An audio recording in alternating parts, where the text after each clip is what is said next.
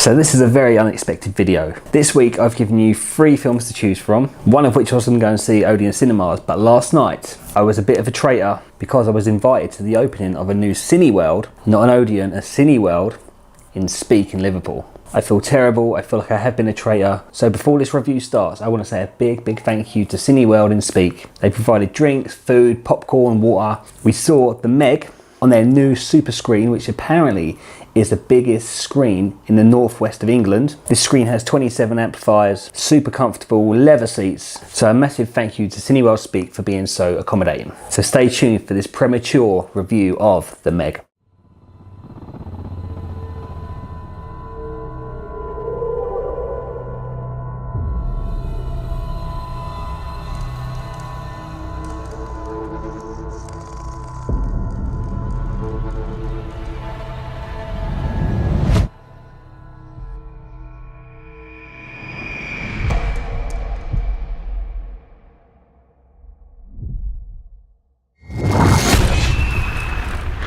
What's that?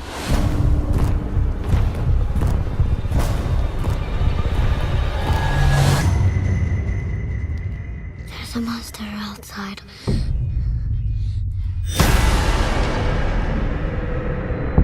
Okay, so here it comes. If you were involved in the production of the MEG, you probably want to turn off right now. I'm going to eat this movie. Trust me, like that shark's doing it, I'm going to do that with this movie. I'm so sorry about this. You've seen the trailer, I've seen the trailer, and I like the look of the trailer. It looks really fun. They had a great track playing over the trailer, Bobby Darin's Beyond the Sea. It looked like it was going to be a really fun movie. However, since watching that trailer, I was uneasy about the fact that the lead actor in that film, Jason Statham, he only had about 2 lines of dialogue in the whole trailer, which is a bit worrying. I said this to a couple of friends of mine. I said, I don't know if that's a good thing that the lead actor doesn't speak much in his trailer. That's not a good sign. Like, the movie companies obviously left him out for a lot of reasons, so I was a bit suspicious from that. So we're sitting there in these comfy seats in this new cinema. The film starts, and just from the beginning, it was just a bit boring. The first 30 minutes are boring. There's no character that's likable. The first character you kind of see is he's like a billionaire, and he's just not likable. And then you've got Jason Statham's character comes in a bit later on. But even he wasn't that likable. I've always liked Jason Statham's previous work, but this film, I don't think it was good for him. And I'm not sure what's going on with his accent now. I know he's from the south of England, but when he talks now, I don't know if he's Australian or if he's American or if he's English.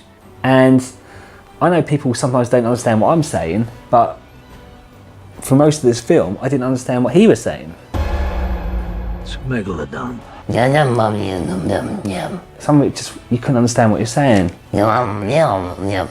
So the first 30 minutes, yeah, I found the acting was quite poor. The script was really poor. It was really badly written. And basically what you see in the trailer with the shark, this doesn't happen until about 30 minutes into the film. And you're basically there for the shark. So it's quite disappointing. I thought the dialogue was really bad. It was like, there was just cheesy, absolute cheesy and hammy one-liners, proper cheese and ham. I mean, I like cheese and ham when it's in baked products, but I don't like cheese and ham in a movie. And the dialogue in this film was just a massive mix of cheese and ham.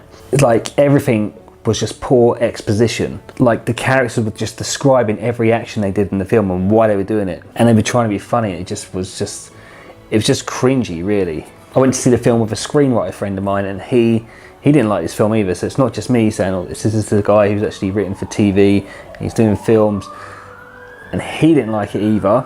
And after about 30-40 minutes, when the second act starts, that's when the shark comes in, and it does get a little bit more exciting, but the film is still pretty flat. I will say for about 2/3 of the film was just completely flat. Nothing, it just felt like there was it wasn't exciting. That's what it wasn't. It wasn't engaging enough. It wasn't up and down. It wasn't like a roller coaster. It was flat, like a calm water.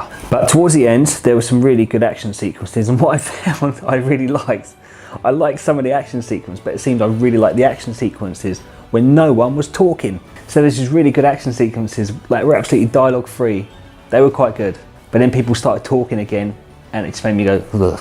Obviously being a shark movie, there was lots of homages to Jaws. There was a line in there mentioning The Shallows. I feel this film has gone the same way as it did with the Piranha film. They've sort of like, they take these great old like classic ideas and they make them with modern day CGI and just make them crap. So I'm just going to end with, if you like your movies with zero intellectual stimulation and poorly written characters, then this will be up your street. If you like your cheesy one-liners with your hammy dialogue, you'll love this movie. I didn't. Yeah, well, fuck you. You're welcome. That thing's out there.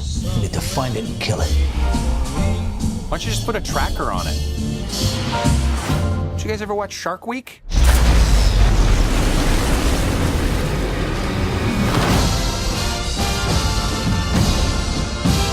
He looks heroic, but he's kind of got a negative attitude.